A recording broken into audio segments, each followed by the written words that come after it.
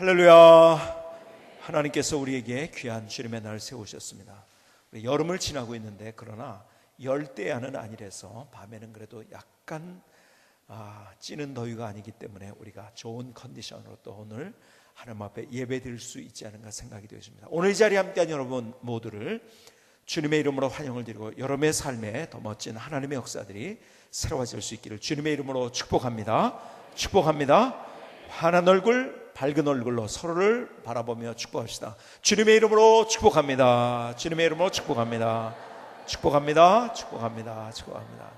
네, 감사합니다.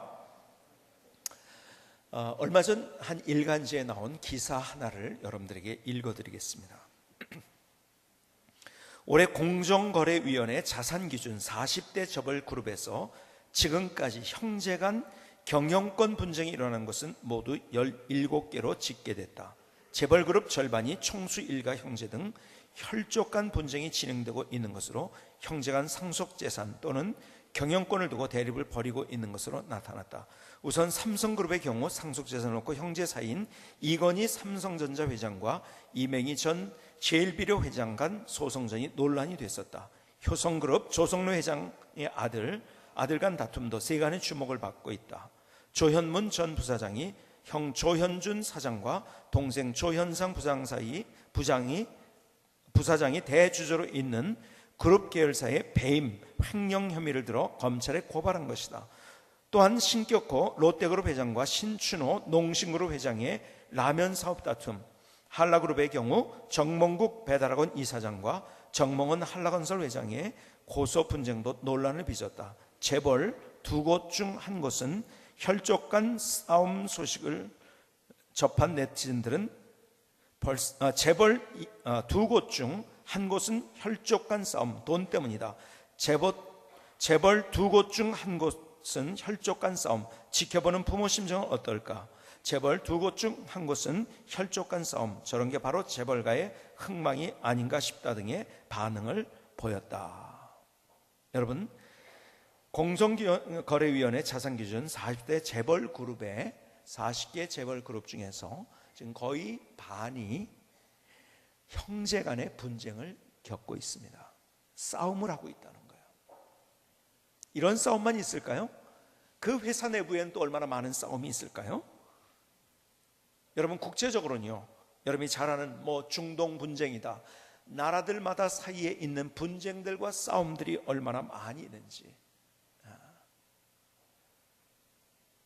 이혼 분쟁이다, 묘지 분쟁이다, 상표 분쟁이다, 이 시대처럼 많은 갈등과 싸움 가운데 살아가는 시대나와 역사 이래로 없지 않은가 생각이 되어집니다.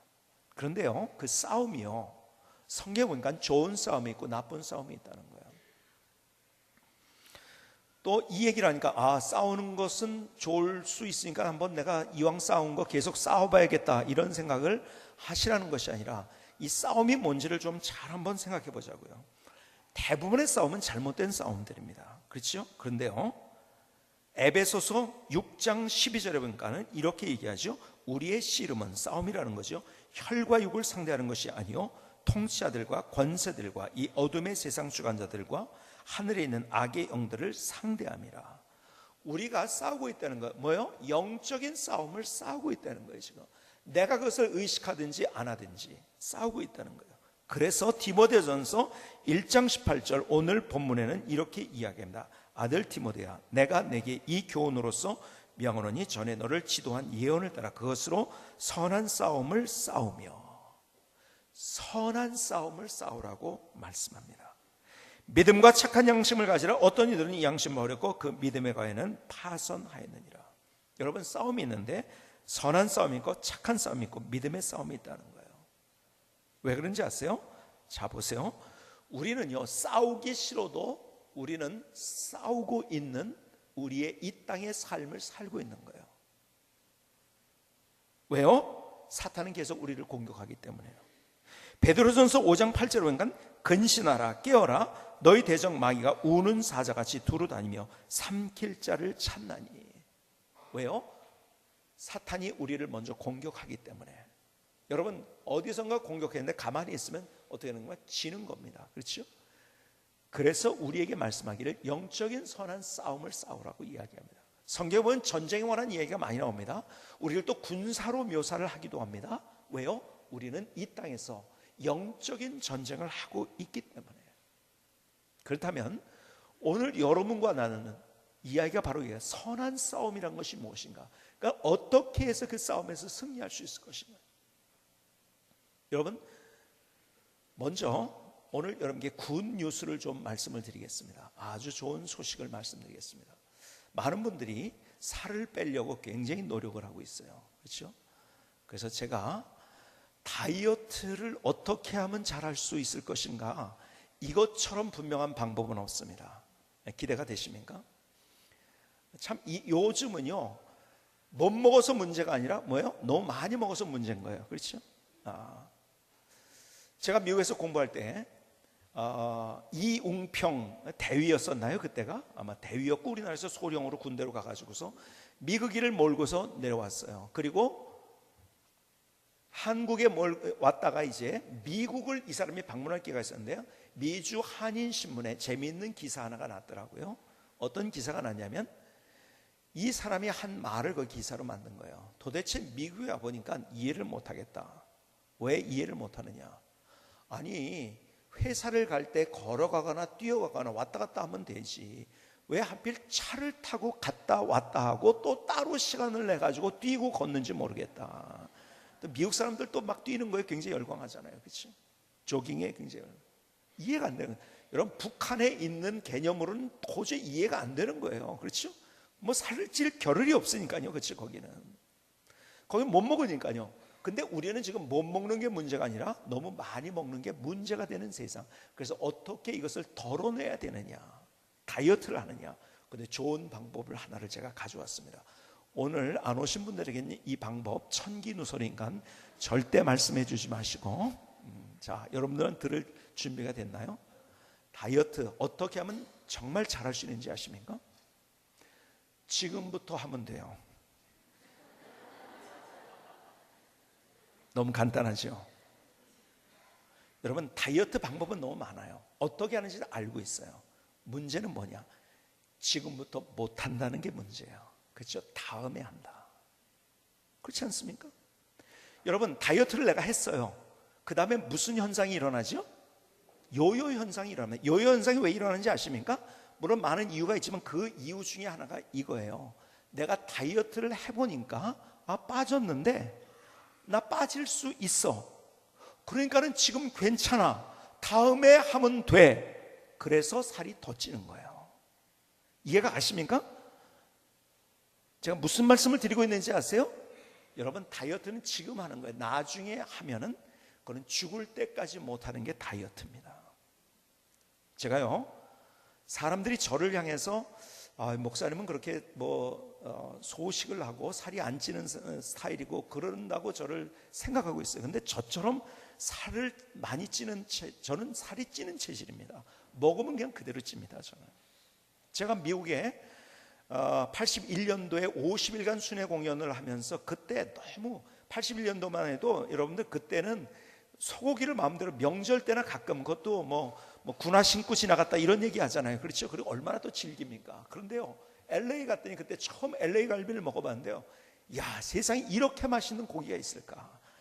여러분, 옛날 기억이 나시는 거예요. 옛날 한우는요 계속 씹어도요, 하루 종일 씹어도 잘 안 씹히는 그런 한우들. 그렇죠? 너무 부드럽고 맛있는 거예요.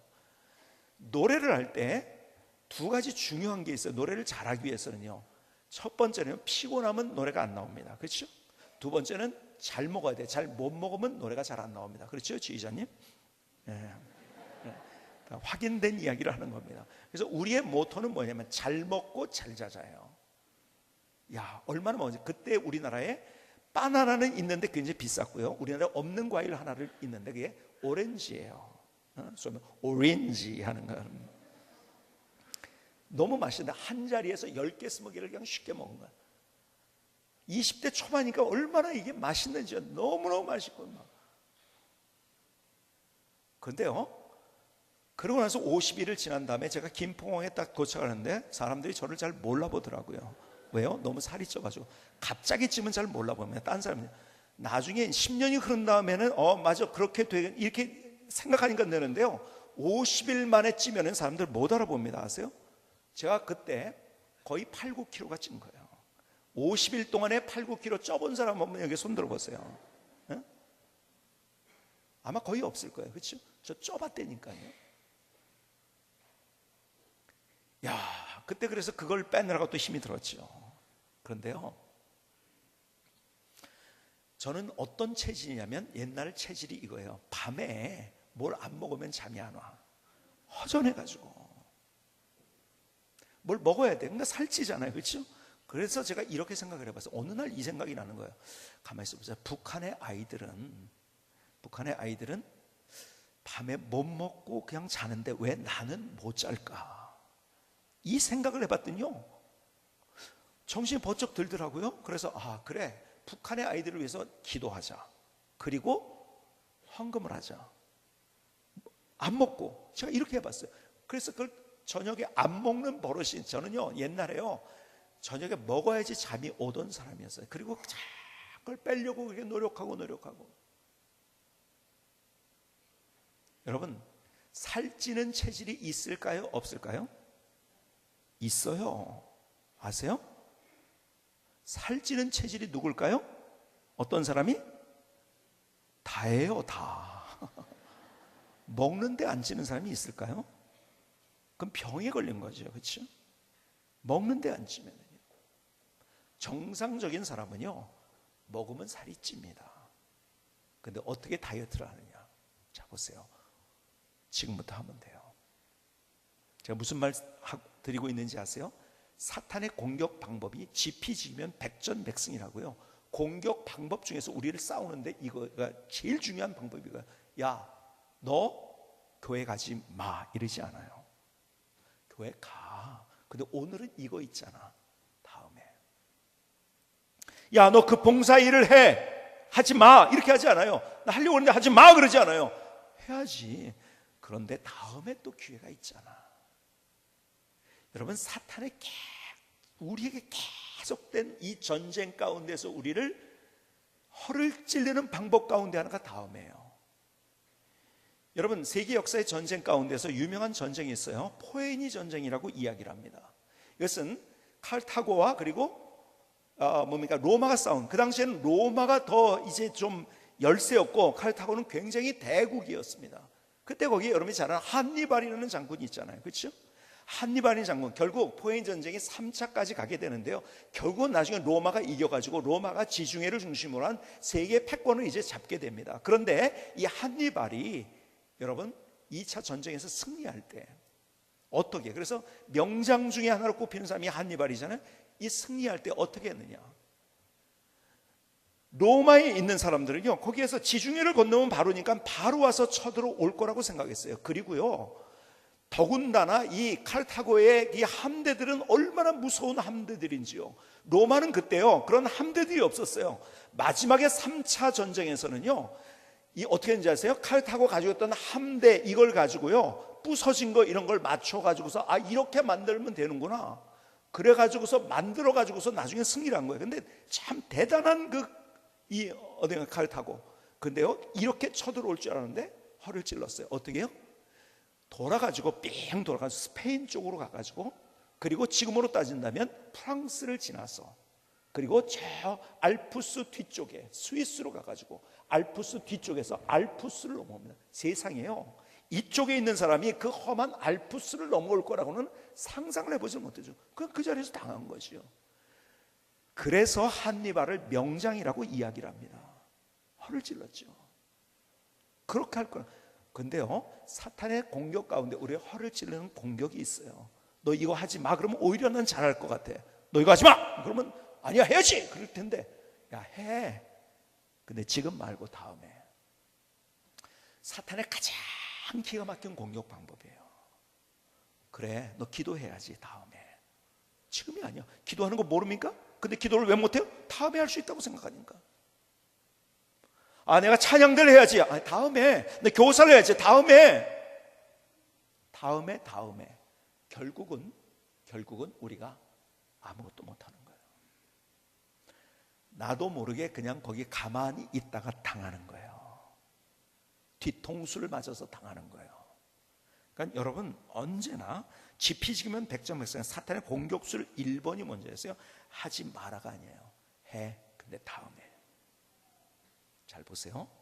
오늘 내 인생을 가만히 조망을 해보면은, 그래 나 이거 해야지 하는 마음은 가졌는데 다음에 하지 하는 어떤 것이 있을 거예요. 여러분 그러고 있으면은 나는 지금 사탄의 공격에 지금 당하고 있는 거예요. 더 나아가서 자 보세요. 우리가 전쟁에 승리하기 위해서는요, 지휘관, 우리 대장에게 복종을 해야 돼요. 자 보세요. 우리가 군대를 갑니다. 남자가 군대를 갔으니까요, 군대 가가지고 제일 먼저 하는 훈련이 사격 훈련입니다. 그런가요? 근데 뭐 대답이 여자 소리만 나오고, 남자들 다 군대 안 갔다 오셨나요? 무슨 훈련을 제일 먼저 합니까? 그렇죠. 어떻게 여자 소리가 더 잘 나네.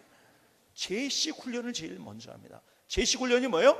앞으로 가, 뒤로 돌아 가, 좌양 앞으로 가, 우양 앞으로 가. 그렇죠? 이거를 하루 하는 게 아니에요. 이 지겨운 거를 하루 하는 게 아니에요. 이틀 하는 게 아니에요. 계속. 여러분 5주 훈련을 받으면은요, 2주 정도를 이 제식 훈련을, 그리고요 제식 훈련이 언제나 기본이에요. 단순한 제식 훈련. 왜 그런지 아세요? 군대는 반드시 상관의 명령에 복종해야 됩니다. 그래서 전쟁에 승리할 수 있는 거예요. 그렇지 않으면 집니다. 소위 말하는 당나라 군대가 되는 거예요. 내가 아무리 총을 잘 쏴, 서로 뭐 다 쓰는 사람, 근데 지휘관을 중심으로 해서 이것이 일치가 되지 않는 전쟁에 지게 돼 있는 거예요. 그래서 전쟁 중에 군법 회의는요, 상관의 명령에 불복할 때 뭐예요? 사형에 처할 수 있는 거예요. 그냥 그 자리에 죽을 수 있어요. 명령에 불복하면요. 여러분 복종이 중요한 거예요. 순종이 중요한 거예요. 내가 전쟁에서 승리하기 위해서, 내가 싸움에서 이 영적 전투에서 승리하기 위해서 정말 중요한 것은 대장 대신 예수님이 내게 뭐라고 말씀하셨는가, 이걸 듣고 말씀을 통해서 우리에게 그것을 주셨는데, 우리가 그렇게 복종하고 순종할 때 내가 전쟁에서, 영적 전쟁에서 승리할 수 있다는 거예요. 자 보세요. 그래서 믿음의 영웅들은 어떤 사람들인지 아십니까? 노아니, 아브라함이니, 사도 바울이니, 그들은 순종하는 사람이었어요. 아브라함의 생애를 믿음의 조상이라고 하는데, 그의 생애를 한마디로 정의하면 뭡니까? 순종이에요. 갈대아 우르에서, 갈대아 우르가 어디입니까? 핵족속들이 살던, 지금 우리 역사에서 히타이트 민족, 거기 아주 제일 번성했던 그곳의 한가운데서 정말 대단했던 그 지역에서, 너 내가 지시할 곳으로 가라. 어딘지도 잘 몰라요. 강을 건너야 되고 물을 건너야 되고 사막과 산을 건너야 되는, 그런 순종한 거예요. 그렇죠? 그래서 믿음의 조상이 됐고, 그리고 하나님 앞에서 인생이 기가 막힌 하나님의 드라마를 경험하며 걸어가는 인생이 될 수 있었던 거예요. 여러분 우리가 전쟁에서 승리해서 순종이 중요한 거예요. 정말 내가 하나님 앞에 순종하고 있는가. 그러니까는 순종이라는 것은 제식 훈련을 그렇게 하는 이유가 뭡니까? 단순하게 만들어버리는 거예요.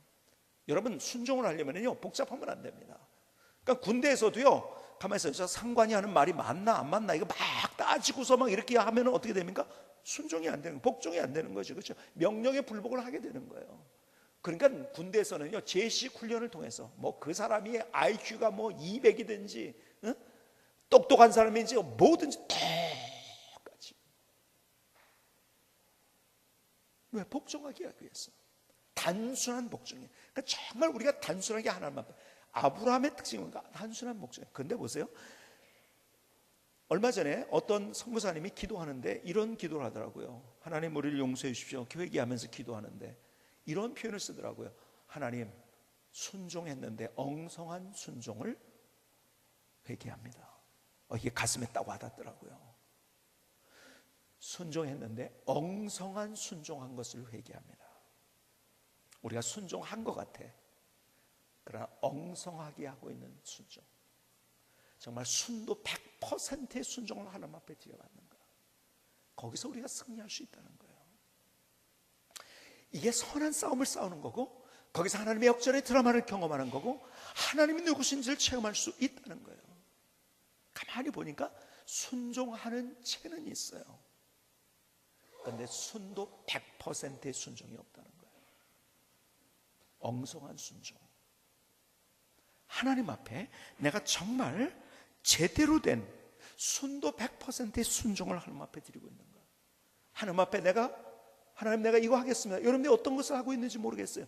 그런데 하나님 앞에서 그것이 엉성한 순종인가 아니면 순도 100%의 순종인가, 오늘 주님 앞에 오늘 내 자신을 한번 비춰보는 거예요. 엉성한 순종을 하고 있지 않은가.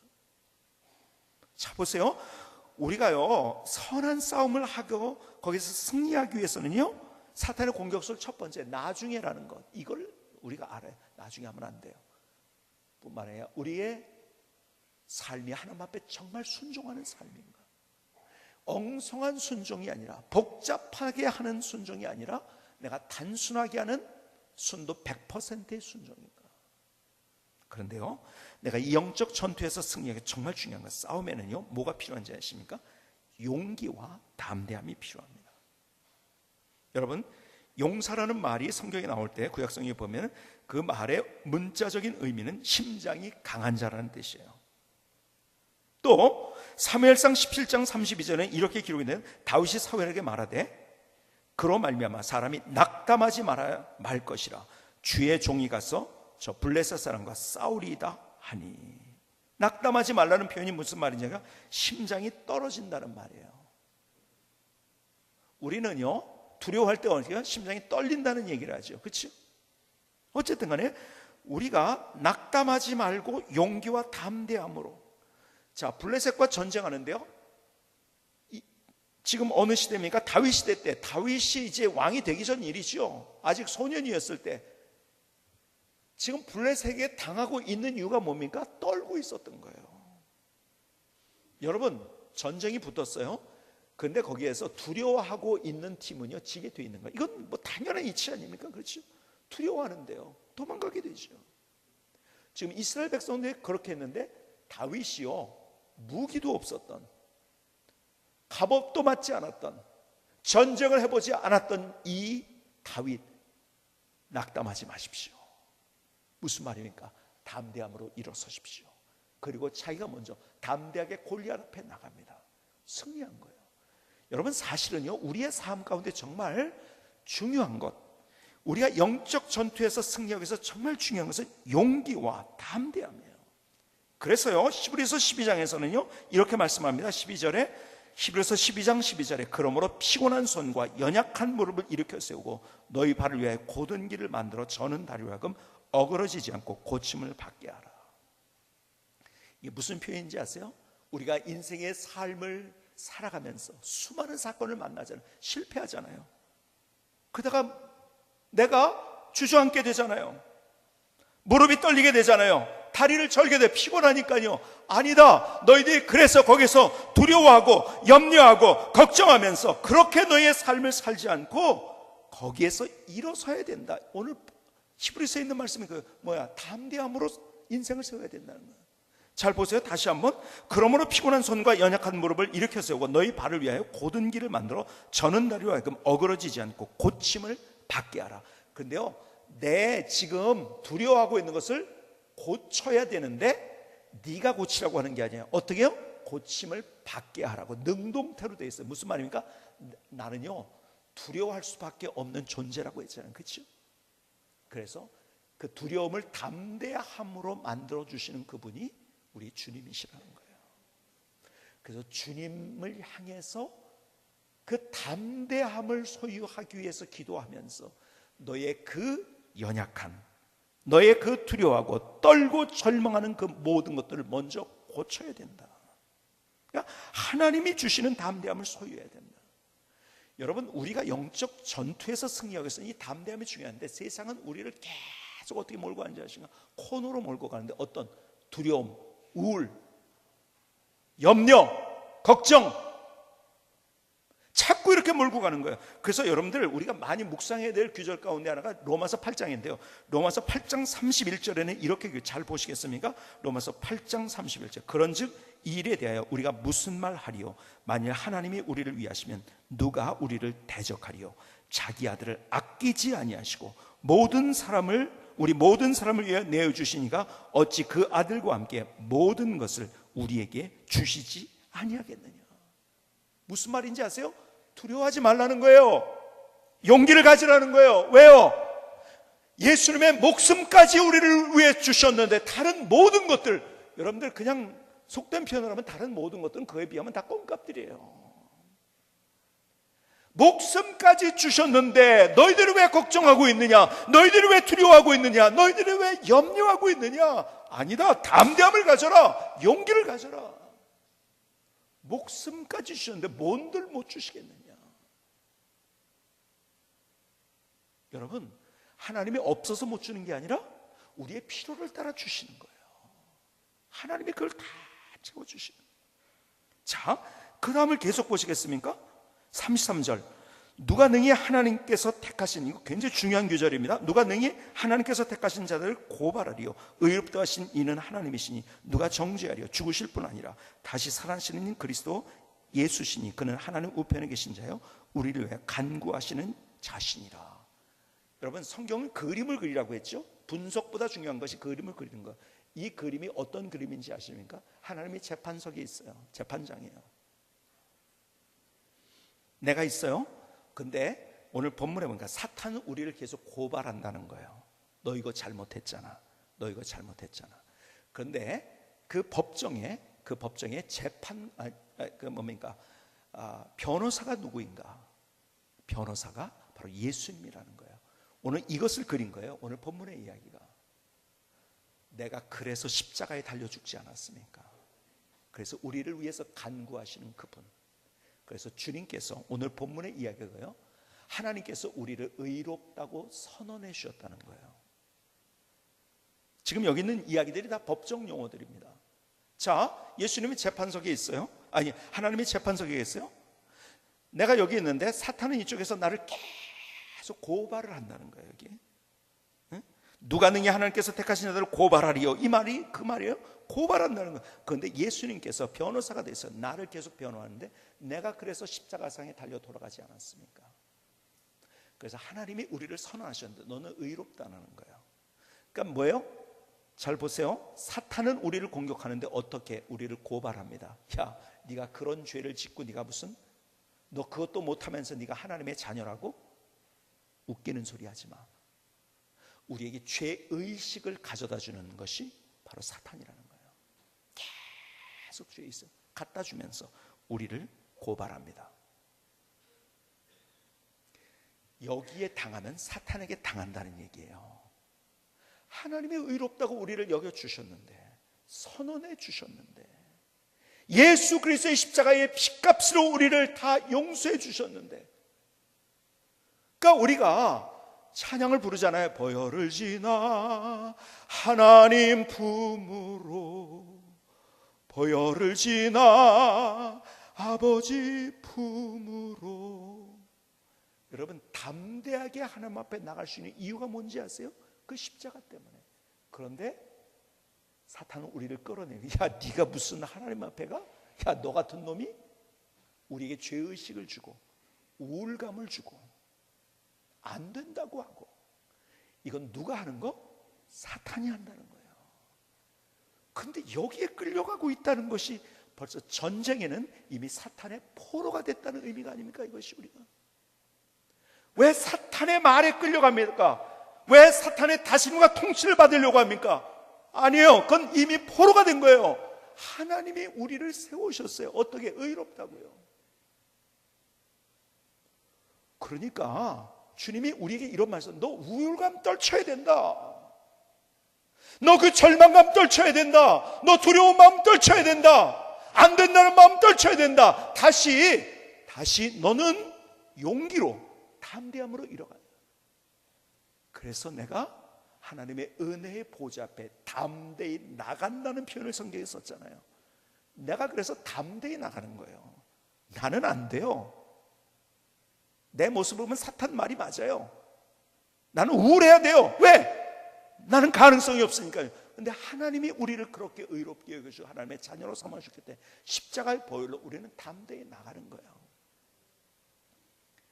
여러분, 하나님 앞에 이 용기가 필요하다는 거예요. 근데 우리가 우울감에, 패배의식에, 죄의식에 염려하며 걱정하며 나도 모른 채 사탄의 포로가 되어서 내가 전쟁 중에서 그렇게 힘들게 어쩔 줄 모르면서 인생을 살아가고 있지 않은가? 아니에요. 하나님이 나를 의롭게 여겨주셨어요. 그래서 우리는 담대하게 하나님의 은혜의 보좌 앞에 나가야 된다는 거예요. 오늘 나사렛 예수 그리스도의 이름으로 그 우울감을 떨쳐버릴 수 있기를 주님의 이름으로 축복합니다. 그 절망감을 떨쳐버릴 수 주님의 이름으로 축복합니다. 그 두려움을 떨쳐버릴 수 주님의 이름으로 축복합니다. 여러분, 사탄은 정죄하는 사람이에요. 정죄하는 자예요. 하나님은 우리를 정죄하지 않는다고 말씀하셨어요. 사탄은 정죄. 그러니까요, 우리가 관계 속에서도 마찬가지요. 내가 누구를 자꾸 정죄하면은요, 그건 나도 모르게 사탄의 지배를 받고 있고, 그것은 영적 전쟁에서 내가 패하고 있는. 정죄하는 사람 되면 안 돼요. 여러분, 정죄는 왜 하는지 아십니까? 내가 그러니까 그렇게 되는 거예요. 그러니까 잘 보세요.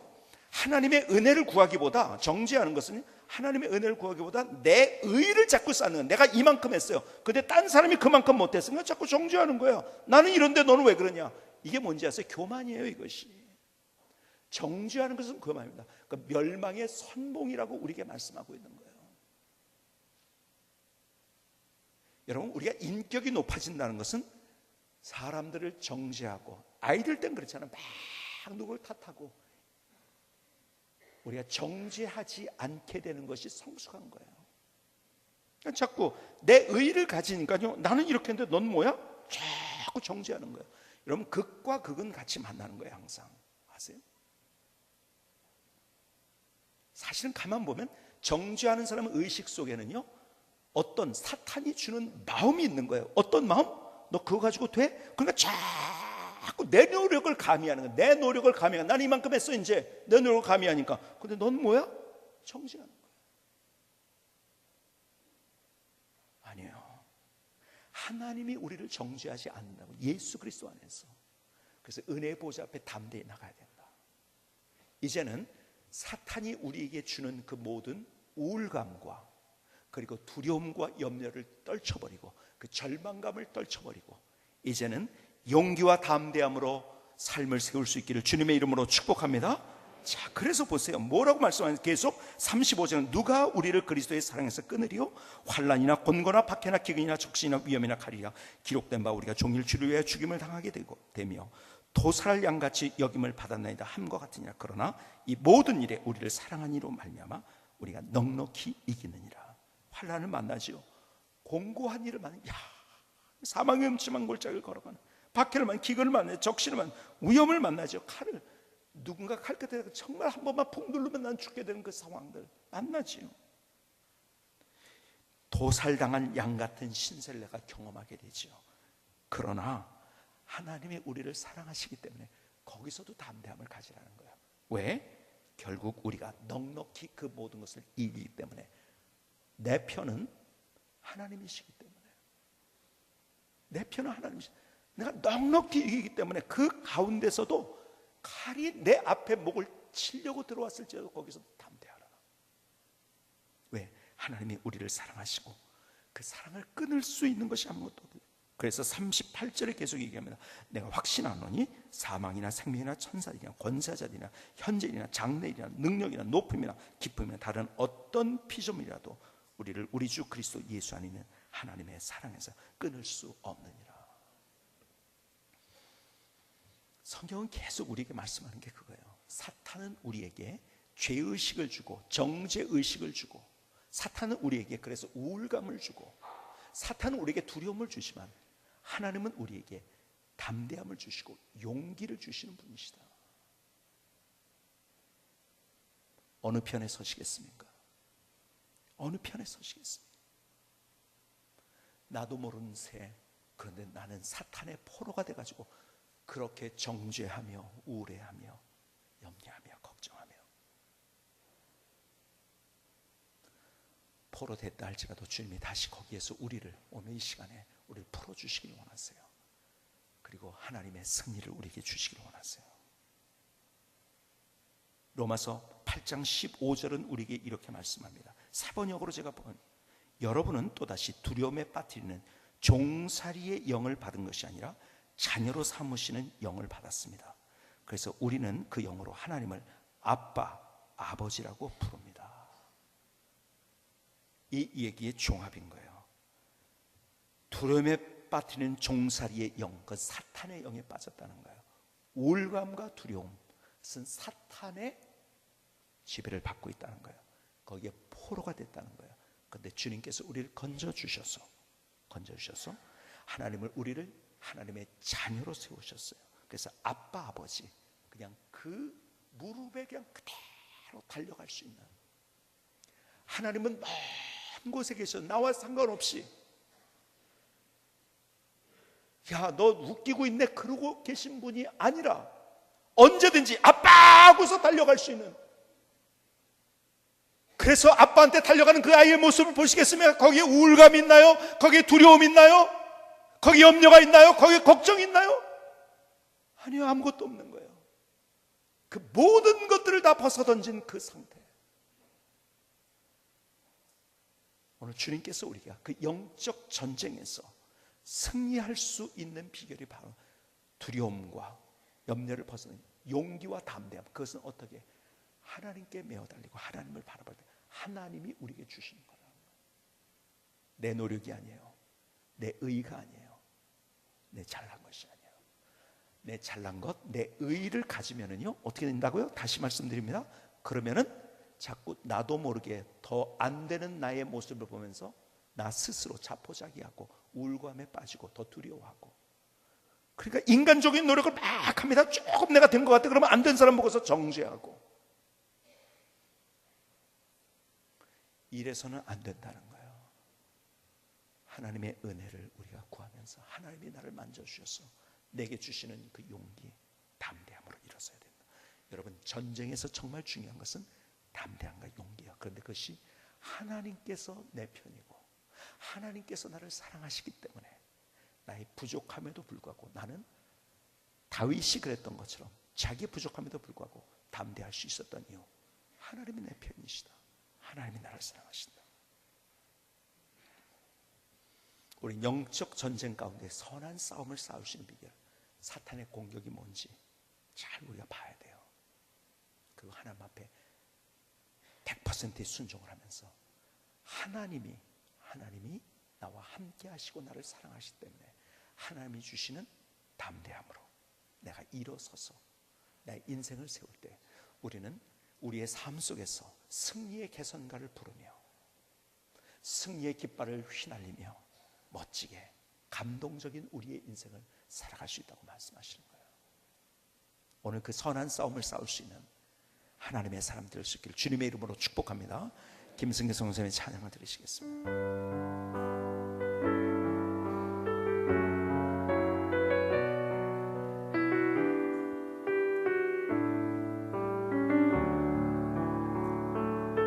담대함으로 일어서세요. 강한 심장으로 일어서세요. 단순한 마음으로 주님의 말씀에 순종하면 승리의 면류관이 우리 앞에 있죠. 피곤한 손과 연약한 무릎을 일으키세요. 우리를 하나님 사랑 안에서 끊을 수 있는 것은 아무것도 없어요. 선한 싸움에서 승리하세요. 담대함으로 일어서세요. 강한 심장으로 일어서세요. 마음으로 주님의 말씀에 순종하면 승리의 면류관이 우리 앞에 있죠. 피곤한 손과 연약한 무릎을 일으키세요. 우리를 하나님 사랑 안에서 끊을 수 있는 것은 아무것도 없어요. 선한 싸움에서 승리하세요. 하나님은 나를 사랑하십니다.